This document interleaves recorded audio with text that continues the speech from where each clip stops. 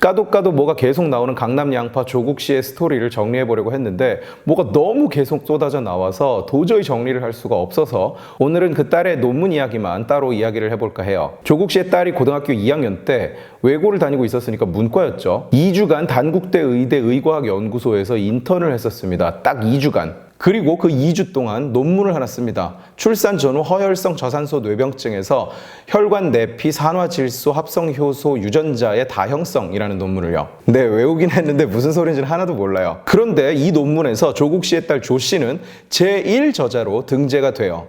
이 문과 학생이 출산 전후 허혈성 저산소 뇌병증에서 혈관 내피 산화질소 합성 효소 유전자의 다형성이라는 논문의 제1저자가 됐다는 얘기예요. 논문에서 제1저자란 그 논문에서 가장 중요한 역할을 한 사람을 뜻합니다. 가장 공헌이 큰 사람, 때로는 가장 많은 데이터를 낸 사람을 의미해요. 그런데 이 문제의 논문의 교신 저자, 의대 교수죠. 그 사람은 이렇게 이야기를 해요. 그냥 학생이 열심히 하고 자기 수업도 듣고 그래서 제1저자를 줬다. 저는 논문 읽는 걸 좋아해서 평소에도 상당량의 논문을 읽습니다. 그런데 그런 제 상식으로는 그냥 고등학생이 열심히 하길래 제1저자를 줬다.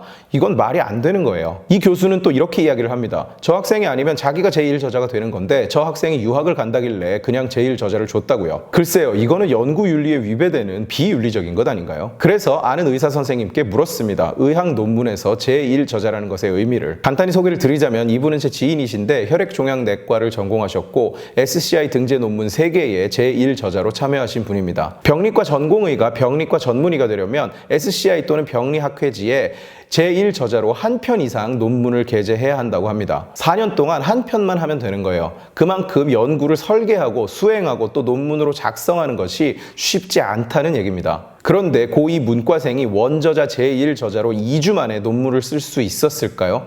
어림없는 얘기죠. 논문의 내용도 어려운 것이라고 해요. 일단 연구 대상이 신생아입니다. 그리고 저산소성 허혈성 뇌병증은 태어나자마자 중환자실로 가는 중환질환이라고 해요. 게다가 이 논문이 환아의 혈액에서 DNA를 추출해서 유전자를 연구하는 것이기 때문에 엄청난 시간과 노력이 들어가는 작업이라고 합니다. 참고로 표본 추출 기간이었던 2002년부터 2004년 사이에 조국 씨의 딸은 초등학생이었다고 해요. 총 91명의 유전형, 대립 유전자 그리고 하플로타입을 연구하는 것이기 때문에 최소 273회의 실험, 67시간의 시간이 소요된다고 발표됐는데 이걸 가지고 2주 동안 인턴을 했으니까 67시간 실험을 할 수 있었던 걸 아니냐 이런 식으로 옹호하고 나서는 사람들이 있는데 이거는 산술적인 수치일 뿐 실제로 67시간 만에 실험이 딱 끝나는 건 아니라는 얘기입니다. 문과 고등학교 2학년생이 이걸 2주 만에 해냈다? 불가능한 얘기죠. 그리고 의대 임용 기준에는 교신 저자나 제1저자만 인정해주지 공동 저자는 인정해주지 않는다고 합니다. 논문 저자 명단에서 제일 처음에 이름이 오는 사람이 제1저자, 그리고 제일 마지막에 오는 사람이 교신 저자, 이 프로젝트의 총 책임자죠.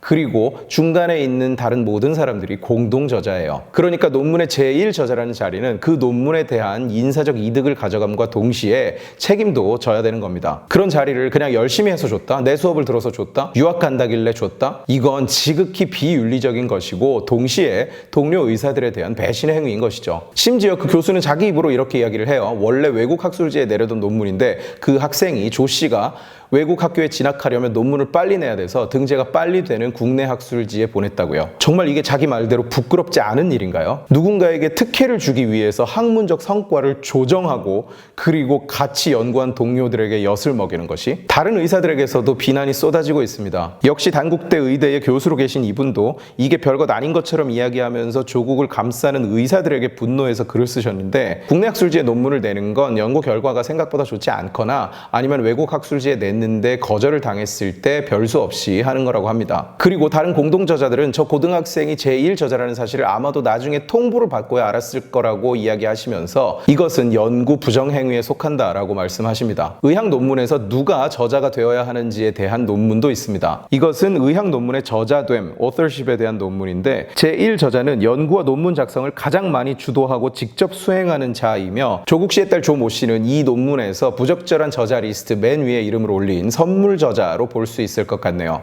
연구의 계획, 수행, 분석에 기여하지 아니한 자를 공동 저자에 포함시키는 것. 게다가 심지어 제1저자인 것이죠. 그저 2주 동안 잠깐 다녀간 고등학교 2학년 문과생이 그저 열심히 했다는 이유로 이 연구에 가장 기여도가 높은 사람, 제1저자가 되는 것을 두고 다른 공동저자들은 무슨 생각을 했을까요? 기업 내에서 PPT 자료를 하나 만들어도 누구 이름을 제일 위에 적을까를 두고 신경전이 벌어집니다. 그런데 실험을 적어도 273회를 했을 거라는 의학 연구를 두고 야, 저 고딩이 열심히 했으니까 쟤한테 제1저자를 주자 이랬다는 얘기인가요? 무슨 마지막 군만두는 막내가 먹어라 이런 겁니까? 장난하세요? 단국대에서는 이 사태가 알려지자 윤리위원회를 열겠다고 합니다. 의협에서도 조금 전에 해당 교수에 대한 윤리위 회부를 의결하고 징계 절차에 착수했다고 하네요. 자, 이 판국에도 이 논문 사태를 두고 이를 악물고 조국을 감싸고 계신 분들 정신 좀 차리십시오.